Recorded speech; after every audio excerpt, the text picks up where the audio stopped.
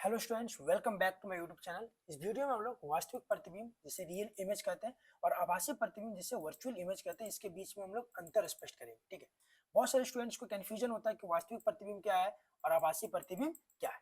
ठीक है, चलिए इस वीडियो को शुरू करते हैं और ये वीडियो को देखने के बाद आप लोगों को वास्तविक प्रतिबिंब और आभासी प्रतिबिंब के रिलेटेड किसी भी प्रकार का क्यूरी और डाउट नहीं रहेगा। ठीक है, चलिए पहला पॉइंट देखते हैं।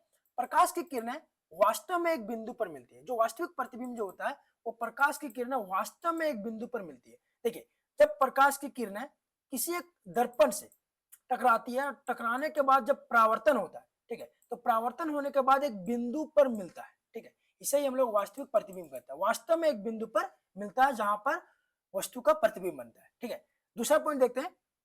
इसे स्क्रीन पर प्राप्त किया जा सकता है। देखिए, वास्तविक जो प्रतिबिंब जो होता है वो दर्पण के सामने बनता है। ये दर्पण है, दर्पण के सामने बनता है, जिसके वजह से उस प्रतिबिंब को हम लोग पर्दे पर या फिर स्क्रीन पर प्राप्त कर सकते हैं। ठीक है, तीसरा पॉइंट, इसका प्रतिबिंब उल्टा होता है। वास्तविक प्रतिबिंब जो होता है वो हमेशा उल्टा बनता है। देखिए, वस्तु को अगर हम लोग ऐसा रखते हैं तो प्रतिबिंब जो बनता है वो उसका उल्टा बनता है, मतलब इन्वर्टेड बनता है। ठीक है, चौथा पॉइंट, चिन्ह जो होता है वास्तविक प्रतिबिंब का वो हमेशा नेगेटिव होता है। ठीक है, याद रखिएगा, नेगेटिव होता है क्योंकि नीचे बनता है।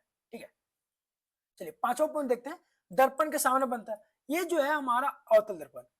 आप लोग को पता होगा कि अवतल दर्पण में जो प्रतिबिंब जो बनता है वो वास्तविक बनता है और उल्टा बनता है। तो यहाँ पर देख सकते हैं कि जो प्रतिबिंब जो बन रहा है वो दर्पण के सामने बन रहा है। दर्पण ऐसे रखे हैं और ये हमारा अवतल दर्पण है और दर्पण के सामने ही क्या बन रहा है, वस्तु का प्रतिबिंब बन रहा है। चलो अब हम लोग देखते हैं आभासी प्रतिबिंब के बारे में। ठीक है, पहला पॉइंट है इसका, प्रकाश की किरणें वास्तव में बिंदु पर नहीं मिलती है बल्कि केवल मिलती हुई जो है प्रतीत होती है। देखिए, आभासी जो प्रतिबिंब जो होता है, आभासी प्रतिबिंब जो बनता है वो हमारा उत्तल दर्पण में बनता है। ठीक है, और उत्तल दर्पण जो है बाहर की ओर क्या होता है, उभरा हुआ होता है।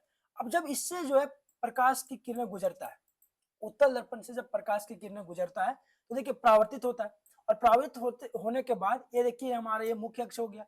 अब यहाँ से जो है ना मिलता हुआ क्या होता है, प्रतीत होता है। ठीक है, मिलता हुआ क्या होता है, प्रतीत होता है, इसलिए इसे आभासी प्रतिबिंब कहा जाता है। देखिए, प्रकाश की किरणें वास्तव में बिंदु पर नहीं मिलती है बल्कि मिलता हुआ प्रतीत होता है। ठीक है, ये हमारा पहला पॉइंट है।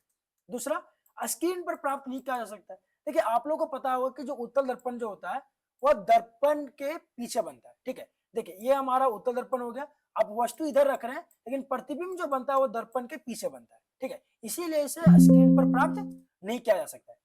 ठीक है, आप लोग देख सकते हैं अपने साइड मिरर में, कोई भी वाहन के साइड मिरर में देख सकते हैं कि दर्पण के पीछे ही कोई भी प्रतिबिंब बनता हुआ नजर आता है। ठीक है, चलिए तीसरा पॉइंट देखते हैं। प्रतिबिंब जो है वो सीधा बनता है। जब भी आप लोग देखे होंगे जो आभासी प्रतिबिंब जो होता है वो हमेशा सीधा होता है और उत्तल दर्पण में आप लोग देख भी सकते हैं। ठीक है, चलिए इसका चौथा पॉइंट देखते हैं, चिन्ह। इसका जो चिन्ह होता है वो हमेशा पॉजिटिव होता है क्योंकि दर्पण के पीछे बन रहा है तो ये क्या होता है, पॉजिटिव होता है। ठीक है, चलिए पांचवा पॉइंट देखते हैं। दर्पण के पीछे बनता है। अभी हम लोग तुरंत बात करें कि अवतल दर्पण का जो है, अवतल दर्पण का जितना भी प्रतिबिंब होता है वस्तु का वो हमेशा दर्पण के पीछे बनता है। तो ये रहा वास्तविक प्रतिबिंब और आभासी प्रतिबिंब। आई होप आप लोगों को ये वीडियो पसंद आया होगा। पसंद आया तो इस वीडियो को लाइक कीजिए, सब्सक्राइब कीजिए और शेयर कीजिए। चलिए मिलते हैं।